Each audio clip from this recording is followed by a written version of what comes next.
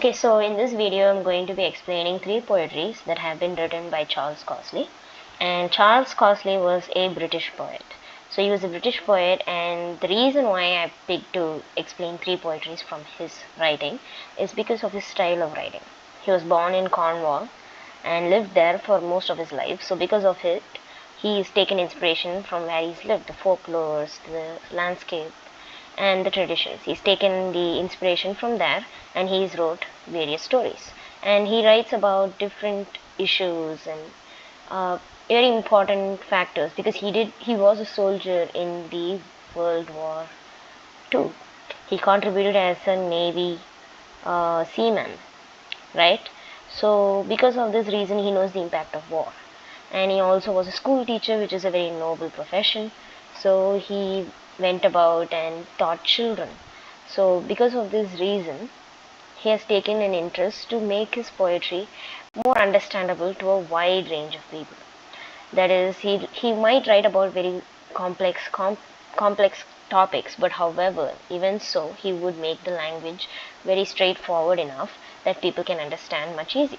So I would suggest, if you're someone who's very interested in poetries or has an interest to read poetries and to write poetries, I would suggest to start off by reading the children's poetry that have been written by Charles Causley. And if you're someone who doesn't have the experience, of course. So when you are reading these poetries, you can understand that he does talk very similar to how other poets take concepts. Like he talks about the atmosphere from his perspective, of course, and he also would even take a deeper meaning about childhood or the impact of war or destruction and different concepts, fear. You could take some emotion as well, but he will write it in a story. His poetry mostly have a plot, and that makes it very easy for people to understand, right? And other than that, he also has the style of writing where some of his poetries have a very suspenseful ending. It's like a story with doesn't have a moral or so, but it's about the suspense, right? It's because he's able to put himself in different positions as he's sitting down and writing a story. So if you're someone who wants to know how to write poetry or want to get the idea of poetry or understand poetry, I think it's best to start with great poetries like this written by Charles Causley. So first off, I'm going to be explaining about the Nursery Rhyme of Innocence and Experience by Charles Causley. So this poetry is a poetry that talks about how a person grows up from childhood and becomes experienced by life, right? How different experiences that we endure after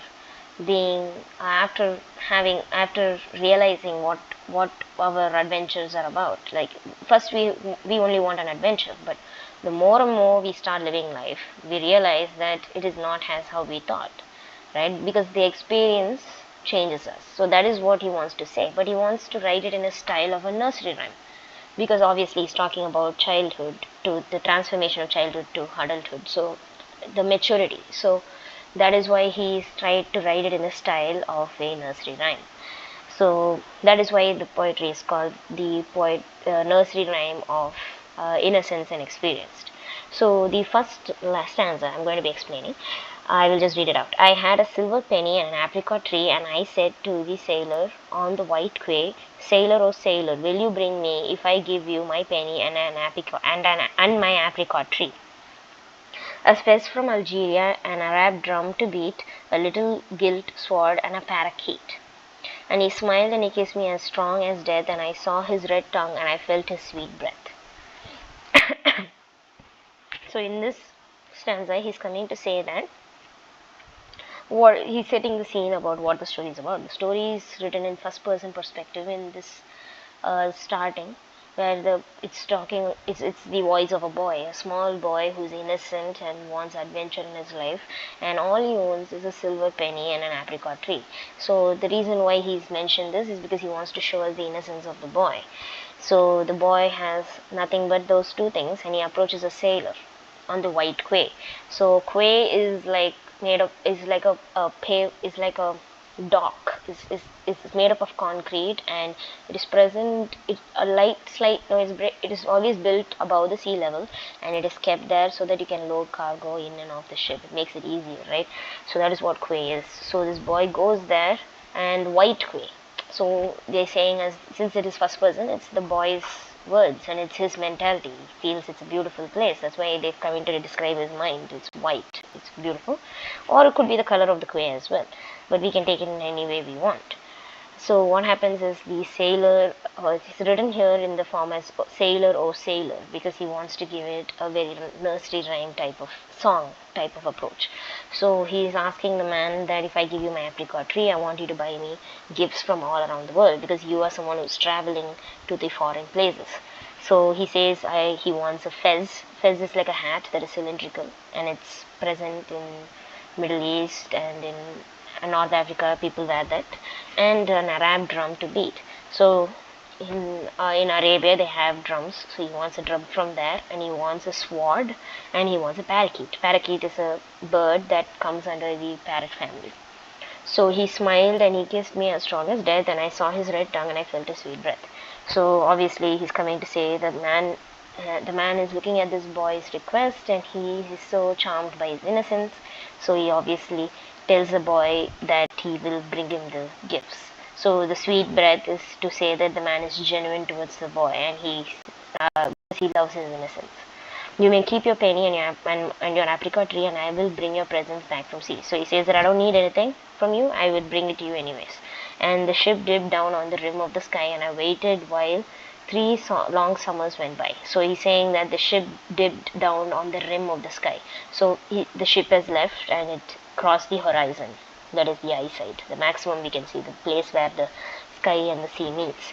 So it's gone, and he's waiting for 3 long summers. And then one still morning on the white quay, I saw a grey ship come in from sea. So here he's trying to set an atmosphere without us even knowing.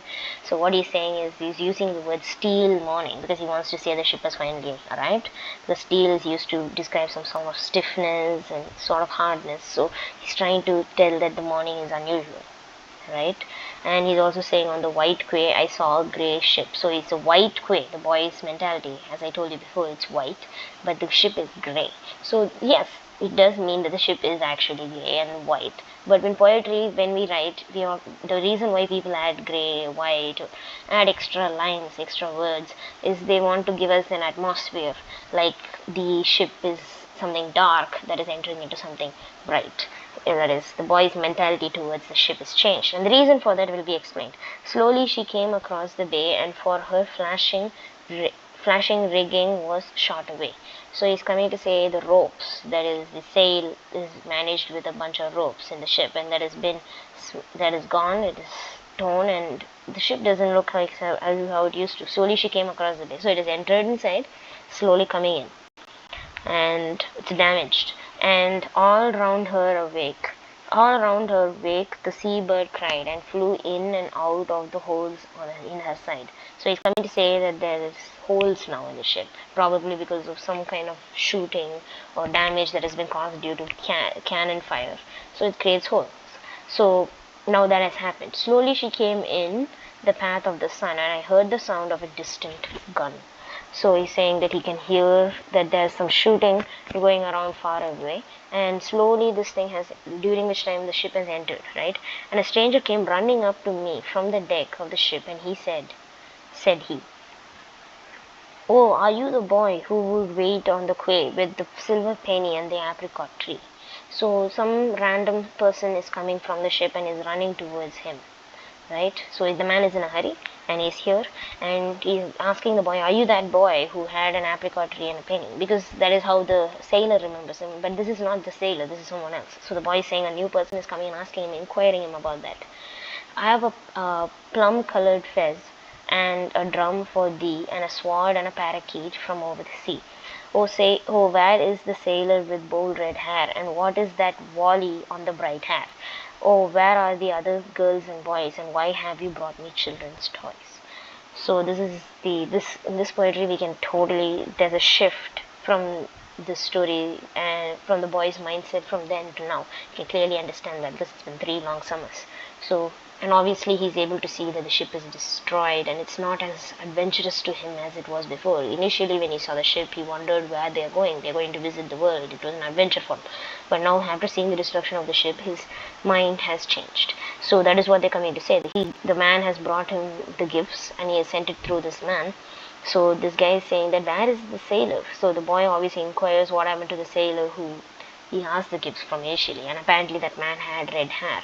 And what is the volley on the bright air? Volley is here describing the sound that is caused by the distant gun. So he's saying, what is that noise that is destroying the bright air? So bright air is here the atmosphere. He's saying the scenery, how he feels, right? His scenery is bright, but that noise is coming and destroying the feeling of this scenery. So that's what he's coming to say.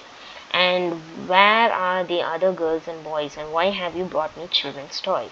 So he's saying that, where are there is no one there except this boy, and he's saying that where they are. He's asking him where they all are, and he's also saying, why have you brought me children's toys? Because all these things are no more of significance to him, because probably his life has moved on and he has other worries. Clearly there's a war or some kind of destruction that is going on, so he's not interested anymore. So it just looks he's lost his innocence, so he can't understand what are those toys about. Early in the morning. So this is another poetry where this poetry completely focuses on the atmosphere, and the atmosphere that he's wrote is based on his perception. Like, he's wrote it based on how, from his point of view. So first is, early in the morning, the water hits the rock. The birds are making noises like old alarm clocks. The soldier on the skyline fires a golden gun, and over the back of the chimney stack explodes the silent sun. So in this line, he's coming to say, first it's early in the morning, which is a time of the day which is always seen as quiet and serene, and then the water hits the rock. So there is a water body, and there's a shoreline, and the water is dashing on the rocks in the shoreline. The birds are making noises like old alarm clocks. So there's birds, and the birds are making noises that are loud, and it makes them they're reminiscing of the old traditional clocks, the old alarm clocks, right? That is, it's helping him wake up, so it's showing the start of the day. And the soldiers on the skyline fire a golden gun. So here you can see that he's actually a military man, because he's used the idea that in the morning people in the show, he's coming to say it's in the morning, and there are soldiers who are already awake, and they're standing in the skyline. Skyline is horizon. So in his case, horizon should be very far off, because it's a place where the sun meets the land, the line based on our eyesight, right? So he's in, some soldiers present somewhere far off, and he's shooting a golden gun, right? So we could take it literally, but we can take it in a different way as well, like a small ray of sunlight in the horizon, but he's describing it as soldier. We can take it that way as well, but I think that in this case it's a real soldier standing in the skyline and he's firing a golden gun. But my question is, how is it that he's able to, if it's so far off, how is he able to see the golden gun? So it could be the sunlight as well, trying to peer through the horizon. So over the back of the chimney stack explodes the silent sun. So here he's saying that he's shifted from the soldier and he's moving to the chimney stack. So now he's talking about a very homely atmosphere. Chimney, all that is mostly present in a home atmosphere, and he's saying that explodes the silent sun. So he describes the sun coming out of the chimney, behind the chimney. So because he's positioned in a position where the sun is, that is, the east is in back of the house, right, or in the side, so it's in the back, so the sun rises that way, so he's able to see it like as though it's coming out of the chimney, behind the chimney, right? So over the back of the chimney stack explodes the silent sun. So the sun is, in this case, he uses the word explode because he's describing the sunrise as an explosion. He's trying to give it a very, because he's obviously a military man, he's having that kind of mindset. The soldier, the explosion, all that. The silent sun. So he's saying the silence of the night has been broken by the sunrise. So here he's used the poetic device juxtaposition. because he's explodes the silent sun, because he's using two adjectives to describe two opposite, that is contrasting adjectives to describe the same object. So he's trying to create a good poetic experience. That is, he's using the word explosion and then he's explaining using the word silent, which doesn't come hand in hand, but it does in this case because it's a poetry. Next is Tom Bone. So in this poetry is actually a poetry about a dead person, a dead corpse of a person called as Tom Bone, and he leaves us signs here and there. He doesn't declaratively tell us that the person is dead, but he leaves us sign here and there throughout the poetry so that we would understand that he is a dead person who is in a cemetery. So that is why he's named the person Bone, because he wants to refer to the fact that the person is a dead body, that they're a skeleton lying in the floor. So Tom Bone. Let's read this poetry. My name is Tom Bone. I live all alone in a deep house on Winter Street. Through my mud walls the wolf spiders crawl and the mole has his beat. So now they have introduced as the narrator of the story. The narrator of the story is the character is Tom Bone, and he lives all alone in a deep house on Winter Street. So he's saying where he lives. He lives in Winter Street and he lives by himself, and he lives in a mud wall, through a mud wall. That is, his house has mud walls. So actually it doesn't have mud wall. He's sleeping in a, in a coffin in the ground. So that is why he's surrounded by mud. And the wolf spiders crawl. So obviously when a dead body is present, wolf spiders are going to crawl. So that is what this is. And the mole has his beat. Even moles are finding refuge or living in his home. On my roof of green grass all the day footsteps pass. In the heat and the cold, as snug in a bed with my name on its head, one great secret I hold. So he's saying on my roof of green grass all the day footsteps pass. So obviously people don't have green grass as their roof or on their roof. So he's talking about his graveyard, but he's not directly there. The poetry is written in such a way we have to guess, right? His secret, right?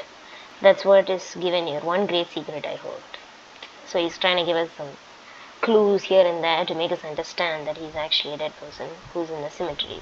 So he's imagined himself in a position of someone who's dead. He thought that after death what would happen, and if you had thoughts, if you are somebody who's dead, how would your thoughts be? And he's wrote that in a childish poetry so that people would be able to understand.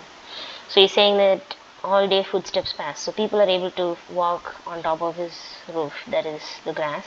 Since he's under the ground, he's able to know that people are passing by on top. In the heat and the cold, that is, he's saying it's either morning or it's night, because it's cold in the night and it's warm in the day. As snug in a bed with my name at its head. So he's sleeping in the bed. He's compared to the sleep of, that is, the Tom Bone is describing himself like he's sleeping in a bed while actually sleeping in the coffin with my name on its head. So the tombstone. In every graveyard they'll have a tombstone in which the name of the person who's passed away would be written. So that's why he's saying his name is on his head, right? His name is on the head of the coffin. One great secret I hold. So this is the secret. He's saying it because he's trying to make us guess who he is. Tom Bone, when the owl rises in the drifting night skies, do you walk around about? So now we have a third person, a visitor, who's questioning Tom Bone on whether or not he would take a walk when the owl rises in the drifting night sky. So owl is a bird that mostly appears in the night. So he's saying when it becomes late at night, would you get up and walk around? And he says that all the solemn hours through I lie down just like you and sleep the night out. So he's saying that he does not, he sleeps just like any other normal person who's alive. Tom Bone, as you lie there on your pillow of hair, what grave thoughts do you keep? So he's saying that when you're sleeping on your pillow of hair, that is obviously his hair, and he's saying what grave thoughts do you keep? So he's here in the poetry, he's trying to use a pun, which is a poetic device. He's trying to use the word grave. In this case, it means uh, important thoughts. Important is the word, the meaning of this word, but however, he's trying to hint at the fact that actually it's a grave. His home is a grave, so he's just trying to hint at what the poetry is about, is what his secret is about, right? So he's saying, what grave thoughts do you keep? So Tom says nonsense and stuff. You'll know soon enough. Sleep, darling, sleep. So Tom Bone says that he doesn't have any significant thoughts, right? It's not anything important, but just like anybody who is alive, he's having the thought that he's saying that soon, if you're alive now, but soon you will also be dead and you will know. So he's saying, sleep, darling, sleep, right? He's saying that is what the concept of the story is. He's saying that soon even you will know what are the thoughts of somebody who's sleeping in a coffin, because everyone has to die. So this is about the poet. You can read a little bit about him. He's been, like I told you, he's been a schoolmaster. He's somebody who was born and majority of his life spent in Cornwall. He served in the Navy in the World War II, and he is known for writing very unique poetries, and those are very suitable for all type of a wide range of readers. So if you are someone who wants to read poetry, I suggest you read more of his work and to get familiar with it. Thank you. I hope this helped.